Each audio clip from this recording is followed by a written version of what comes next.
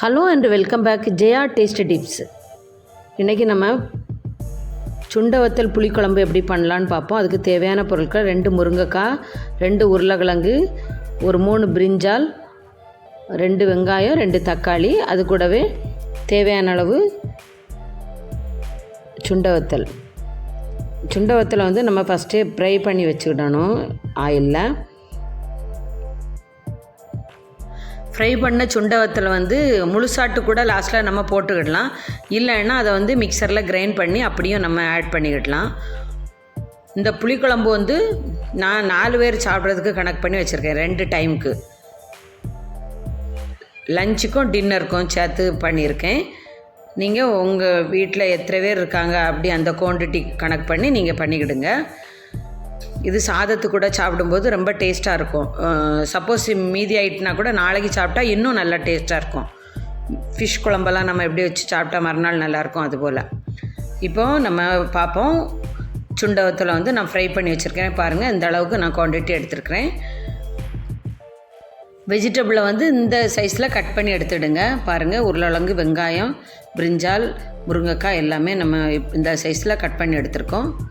நீங்களும் இதே போல் கட் பண்ணி எடுத்துவிடுங்க.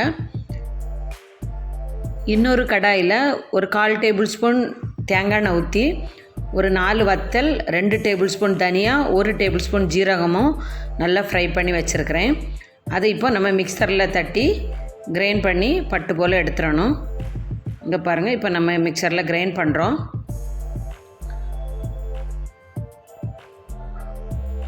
இது கிரைண்ட் பண்ணிட்டோம். பாருங்கள், இந்த வகையில் பொடி பண்ணி நீங்கள் எடுத்துருக்கணும். இது கூடவே நான் வந்து 2 தேங்காவை வந்து அதையும் மிக்சரில் கிரைண்ட் பண்ணி எடுத்துருக்கிறேன். அதையும் நம்ம தனியாக வச்சுருக்கோம். இப்போ ஒரு வானொலி கடாயில் 2 டேபிள் ஸ்பூன் தேங்காய் எண்ணெய் ஊற்றி, தேங்காய் எண்ணெய் வந்து காஞ்ச பிறகு 1 டேபிள் ஸ்பூன் கடுகு, 1 டேபிள் ஸ்பூன் உளுந்தம்பருப்பும் போட்டு வச்சுருக்கோம். இந்த கடுகு நல்லா பொட்டுன பிறகு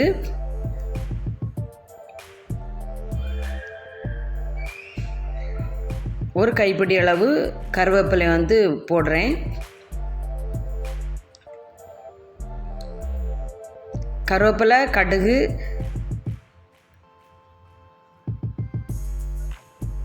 நல்லா ஃப்ரை ஆன பிறகு கொஞ்சமாக வத்தல் வந்து போட்டிருக்கேன். வத்தல் வந்து நீங்கள் பிச்சு வேணாலும் போட்டுக்கிடுங்க. அது கூடவே முதல்ல ஏற்கனவே நம்ம நறுக்கி வச்சுருந்த வெங்காயம், அதை தட்டி நல்லா வதக்கி விடணுங்க. இந்த பக்குவத்துக்கு வெங்காயத்தை நல்லா வதக்கி விட்டுக்கிடுங்க.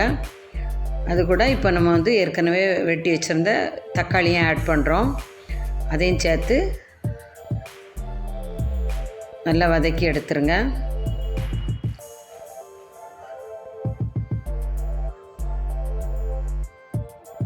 இது இப்படி வதங்கி வரும்போது தேவையான அளவு கல் உப்பு ஆட் பண்ணுறேன். நீங்கள் எந்த உப்பு வேணாலும் ஆட் பண்ணிக்கிடுங்க. சால்ட்டு வேணாலும் சால்ட்டு போட்டுடுங்க.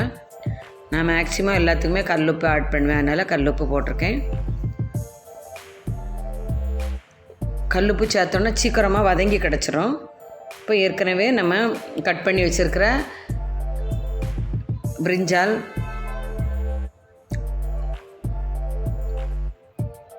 அதையும் நல்லா வதக்கி விட்டுக்கிடணும்.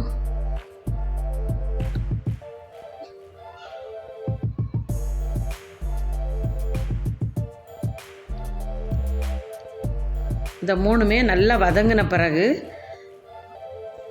இந்த அளவுக்கு வதங்கி கிடச்சிடணும். பாருங்கள், இப்படி இருக்கணும். இந்த அளவுக்கு வதங்கின பிறகு உருளைக்கிழங்க நம்ம போடுறோம்.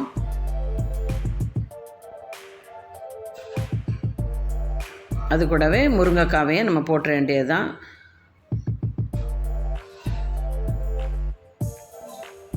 தக்காளி, வெங்காயம், பிரிஞ்சால் இதெல்லாம் கொஞ்சம் வதங்கின பிறகு தான் இந்த 2ஐயும் ஆட் பண்ணணும். அதையும் சேர்த்து நல்லா கலந்து விட்டுக்கிடுங்க.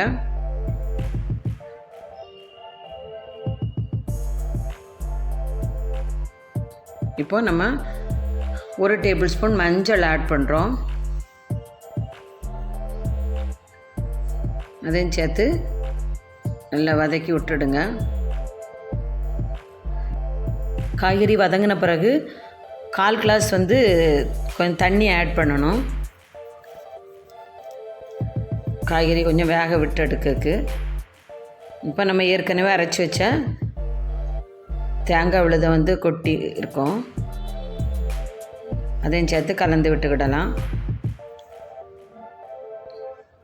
தேங்காய் அரைச்ச தண்ணியும் இதில் வந்து ஆட் பண்ண போகிறோம்.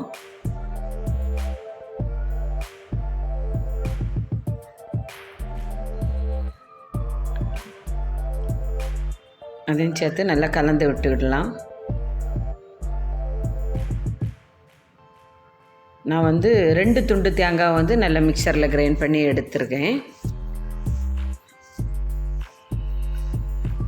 இப்போது நம்ம இதில் வந்து ஃபஸ்ட்டு அரைச்சி வச்சுருந்த வத்தல், தனியா, ஜீரகம் அந்த பவுடரை வந்து இதில் கொட்டியிருக்கோம். அதையும் சேர்த்து கலந்து விட்டுக்கிடுவோம். இது கூட வந்து ஒரு 1/4 டேபிள் ஸ்பூன் வந்து நல்ல மிளகு பொடி ஆட் பண்ணுறேன்.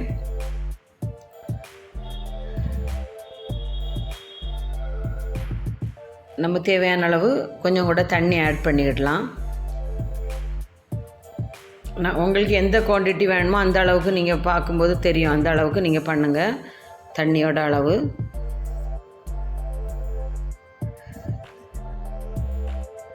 இப்போ பாருங்கள், இந்த அளவுக்கு காய்கறி வெந்து கிடைக்கணும்.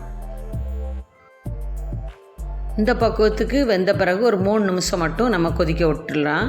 அது கூட மசாலையெல்லாம் நல்லா பிடிச்சிக்கிடும்.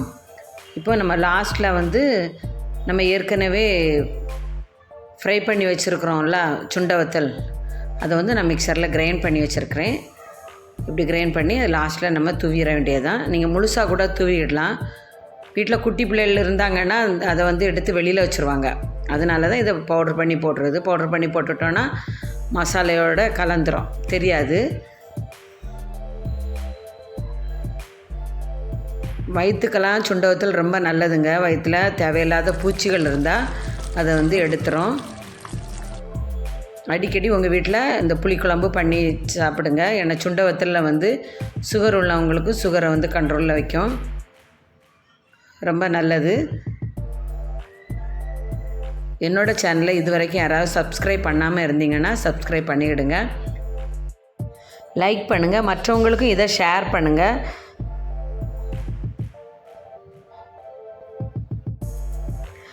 சுண்டை வத்தல் புளிக்குழம்பு வந்து உங்கள் வீட்டில் நீங்கள் பண்ணி பார்த்துட்டு எனக்கு கமெண்ட் பாக்ஸில் கமெண்ட் பண்ணுங்கள். வாரம் ஒருக்கா அந்த சுண்டை வத்தல் குழம்பு பண்ணி சாப்பிடுங்க. ஏன்னு சொன்னால் இதில் வந்து அதிகமாக இம்யூனிட்டி பவர் இருக்குது. குட்டி பிள்ளைகள் இருக்கவங்க வந்து மிக்சரில் வந்து சுண்டை வத்தலை பவுட்ரு பண்ணி போட்டுருங்க. அப்போ தான் பிள்ளைகள்லாம் சாப்பிடும், அந்த கசப்பு தன்மையும் தெரியாது. ஹெல்த்தியான சுண்டை வத்தல் குழம்பு நம்ம தயார் பண்ணிட்டோங்க. நீங்களும் உங்கள் வீட்டில் இதை வாரம் ஒரு முறை பண்ணி சாப்பிடுங்க. சாப்பிட்டு எனக்கு கமெண்ட் பாக்ஸில் கமெண்ட் பண்ண மறந்துடாதுங்க. இதை மற்றவங்களுக்கும் ஷேர் பண்ணுங்கள், யாருக்காவது பயனுள்ளதாக அமையும்.